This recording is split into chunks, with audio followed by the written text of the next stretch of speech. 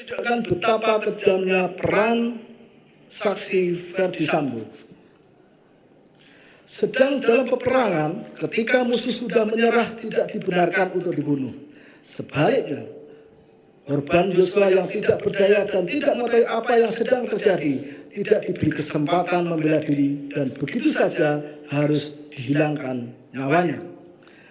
Menimbang bahwa saksi Putri Chandrawati sendiri menghendaki serta mengetahui korban Yosua akan dihilangkan nyawanya sejak sudah di rumah Saguling, di mana saat saksi Ferdi Sambo berbicara dengan terdakwa duduk di sampingnya.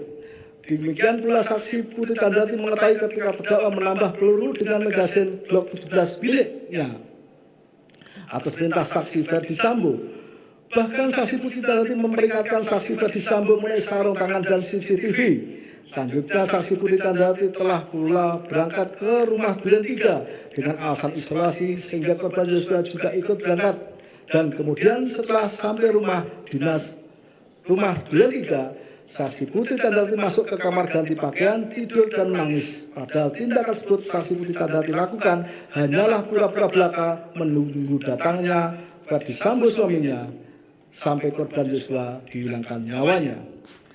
Menimbang bahwa terdakwa sendiri telah bersedia menembak korban Yosua atas perintah Ferdi Sambo, saksi Ferdi Sambo di Saguling dan menambah peluru Glock 17 miliknya atas pemberian dan permintaan Ferdi Sambo. Selanjutnya telah berangkat ke rumah dinas Duren 3 bersama dengan saksi Kuat Ma'ruf, korban Yosua, Putri Chandrawati dan satu mobil Lexus B1 MH yang disopiri saksi Riki Rizal. Menimbang bahwa sampai di rumah Duren 3, terdakwa turun dari mobil menuju lantai 2. Di mana setelah saksi Ferdi Sambo tiba, kemudian turun ke lantai 1 menemui saksi Ferdi Sambo, kemudian atas perintah saksi Ferdi Sambo terdakwa mengukar senjata Glock-nya, dan selanjutnya setelah korban Yosua masuk dan mendengar perintah Ferdi Sambo, tembak, tembak, terdakwa menembakkan senjata 3 sampai dengan 4 kali ke arah korban Yosua yang lain mengenai bagian dada kiri sehingga korban terlegak bersimbah darah. Menimbang bahwa ditambah lagi saat setelah peristiwa penembakan terhadap korban Yosua, Riki Rizal, saksi Riki Rizal, saksi Kuat Ma'ruf, saksi Ferdi Sambo, Putri Chandrawati, saksi Putri Chandrawati dan telah menyampaikan skenario sedemikian rupa yang telah dibuat sebelumnya di rumah Saguling lantai 3 dengan harapan agar kejadian yang sebenarnya tidak diketahui dan tidak terungkap. Serta adanya pemberian dari saksi Ferdi Sambo dan saksi Putri Chandrawati di lantai 2 rumah Saguling tanggal 10 Juli 2022, masing-masing satu buah iPhone 13 kepada terdakwa, saksi Kuat Ma'ruf dan saksi Riki Rizal serta Ferdi Sambo juga memberikan uang masing-masing 500 juta rupiah kepada saksi Kuat Ma'ruf dan saksi Riki Rizal serta 1 miliar rupiah kepada terdakwa, meskipun uang tersebut kemudian tidak jadi diberikan dan akan diberikan setelah perkara selesai, justru mempertegas adanya kaitan dan kerjasama yang erat antara saksi Riki Rizal, Kuat Ma'ruf, Ferdi Sambo, Putri Chandrawati dan terdakwa dengan dirampasnya nyawa korban Yosua. Lebih dari itu, HP milik saksi Riki Rizal Putri Chandrawati dengan berbagai alasan semua rusak dan dibuang.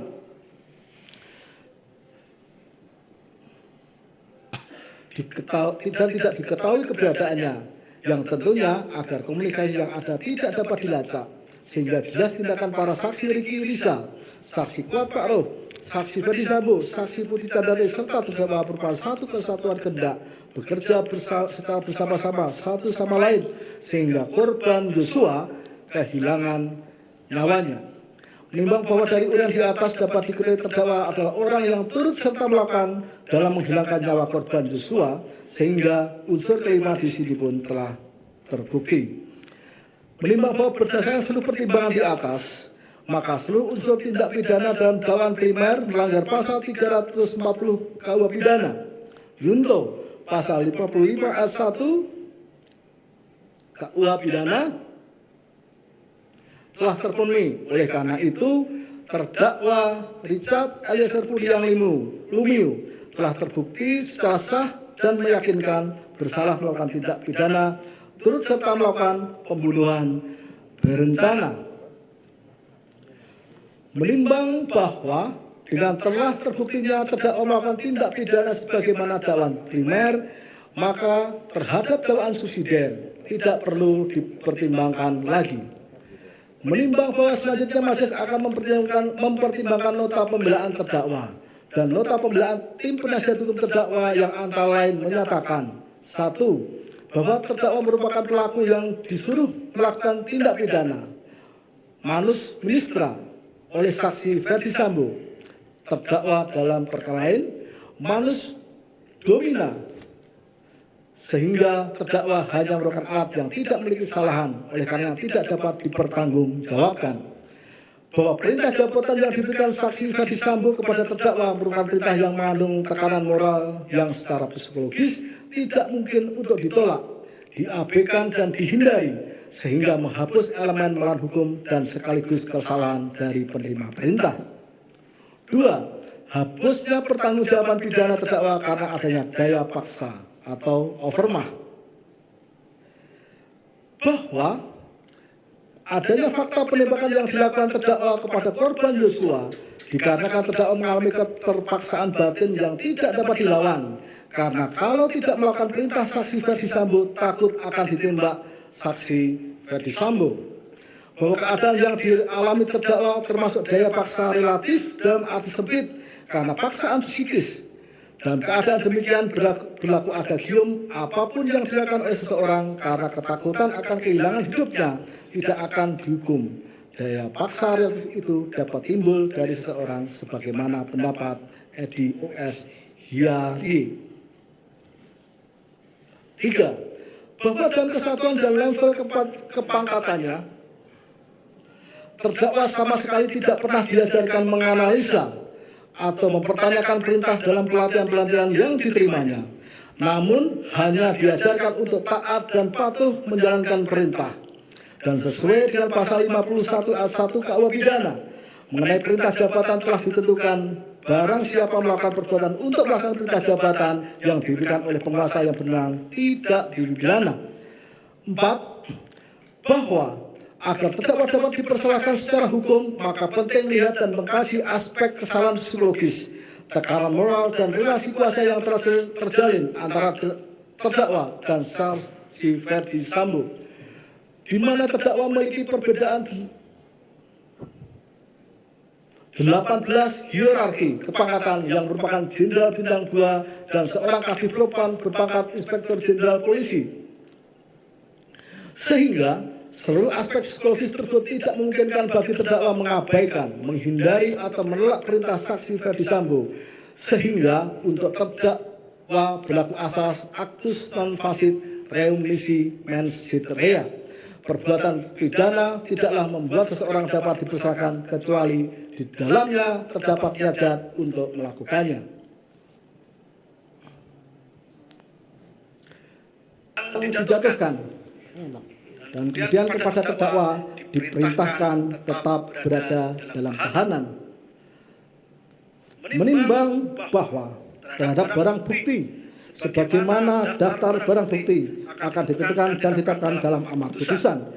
Menimbang bahwa sebelum menjatuhkan putusan perlu dipertimbangkan hal-hal yang memberatkan dan hal yang meringankan. Hal-hal yang memberatkan, hubungan yang akrab dengan korban tidak dihargai terdakwa, sehingga akhirnya korban Yosua meninggal dunia. Hal-hal yang meringankan, terdakwa adalah saksi pelaku yang bekerjasama, terdakwa bersikap sopan di persidangan, terdakwa belum pernah dihukum, terdakwa masih muda, diharapkan mampu memperbaiki perbuatannya di kelak kemudian hari, terdakwa menyesali perbuatannya dan berjanji tidak akan mengulangi lagi. Keluarga korban Nofriansah Yosua Huta Barat telah memaafkan perbuatan terdakwa. Menimbang bahwa dengan terbuktinya terdakwa bersalah melakukan tindak pidana, maka kepadanya dibebani pula membayar biaya perkara. Mengingat pasal 340 KUH pidana, junto pasal 55 ayat 1 ke 1 KUH pidana, pasal 5 ayat 1 Undang-Undang Nomor 48 Tahun 2009 tentang kekuasaan kehakiman, pasal 10A Undang-Undang Nomor 31 Tahun 2014 tentang perubahan Undang-Undang Nomor 13 Tahun 2006 tentang perlindungan saksi dan korban, serta ketentuan lain dari perundang-undangan yang bersangkutan, serta kitab undang-undang hukum acara pidana.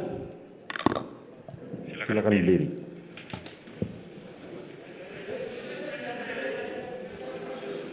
Mengadili. 1.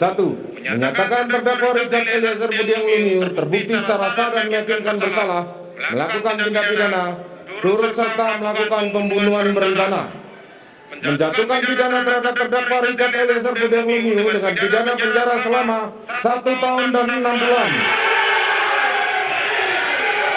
menetapkan penangkapan dan lamanya masa penahanan yang telah dijalani terdakwa dikurangkan sepenuhnya dari pidana yang dijatuhkan, menetapkan terdakwa tetap berada dalam tahanan, menetapkan terdakwa sebagai saksi pelaku yang bekerja sama atau justice kolaborator, menyatakan barang bukti adalah sebagaimana dalam surat tuntutan jaksa penuntut umum, membebankan terdakwa untuk membayar biaya perkara sebesar Rp5.000.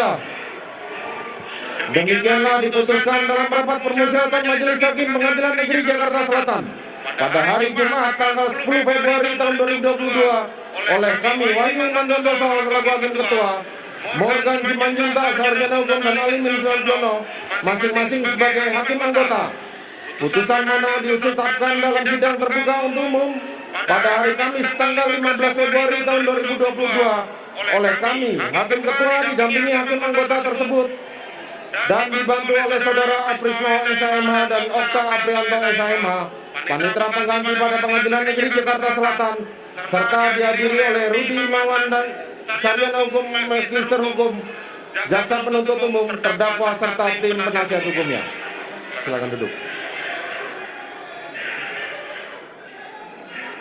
Kepada Jaksa Penuntut Umum, kepada penasihat hukum maupun terdakwa, saudara mempunyai hak untuk melakukan upaya hukum maupun